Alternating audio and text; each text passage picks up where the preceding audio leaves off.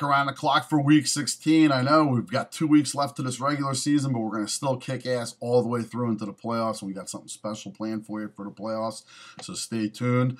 As last week you saw us go 3-0 on Sunday, 1-0 on Monday night, and that debacle of a game between the Jets and the Titans. We had you on the right side of the ball, which who knows in that game what it could have been, but we won, and that's what's most important. For the season, we're well above the 70% mark, which is why you keep coming back, which is why I'm picking up more followers, which is why we're winning more money week after week, and this week is going to be no different.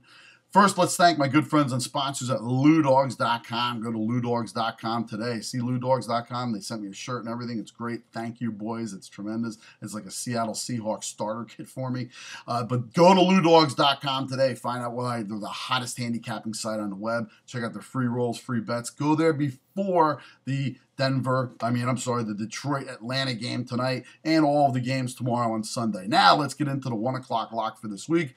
First, the 1 o'clock lock, we've got Indianapolis going to the big barbecue for, yes, the Kansas City Chiefs, where they're going to barbecue the Chiefs on their home Barbie here. Look for Vic Ballard to go against this 27th ranked defense against the run and be able to control the tempo of the game. He's going to be able to keep this game alive and running for Andrew Luck later on to pierce the rest of the defense with T.Y. Hilton, with Dredgy Wayne. I mean, they could have Paris Hilton out there in the slot. no pun intended.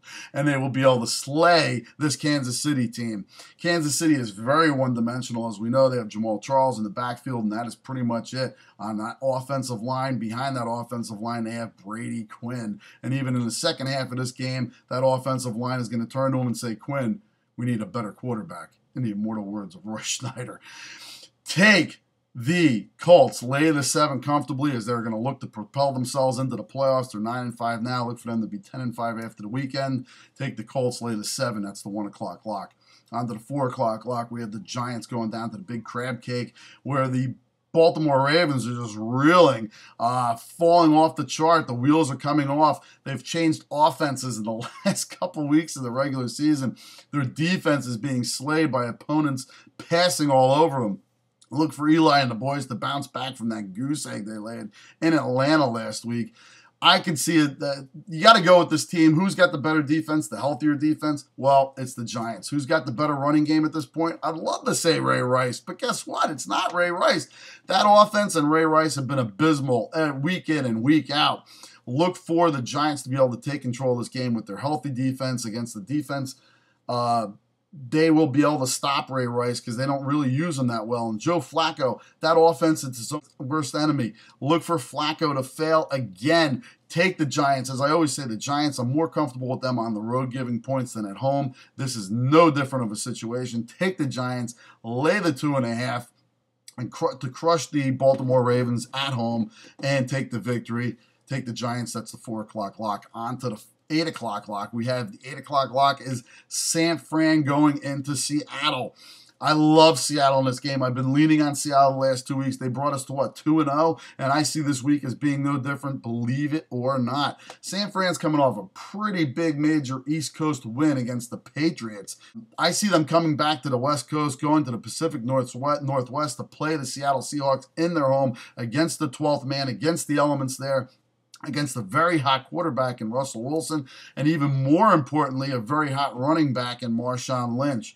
The defense is pretty much intact. Defensively, I see them being able to frustrate Colin Kaepernick here. Colin Kaepernick hasn't really faced a tremendous defense yet, on the road especially, and Colin Kaepernick is due for a little bit of a failure here, especially after pulling off a really big, huge win last week. The Seattle Seahawks have been putting up 50 points in back-to-back weeks. That hasn't happened since 1950, folks. This team is something special. Pete Carroll has something going here, and I believe they're going to continue it on at home.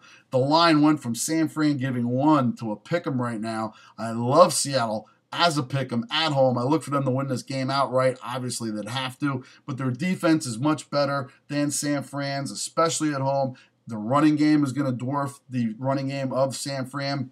Even though I know the Seahawks don't do well against the run, and Frank Gore should probably have a pretty decent game, but look for that Seattle Seahawks defense with the backfield intact to take over this game and just baffle Colin Kaepernick. He hasn't really faced a defense like this, and especially on the road 2 weeks in a row.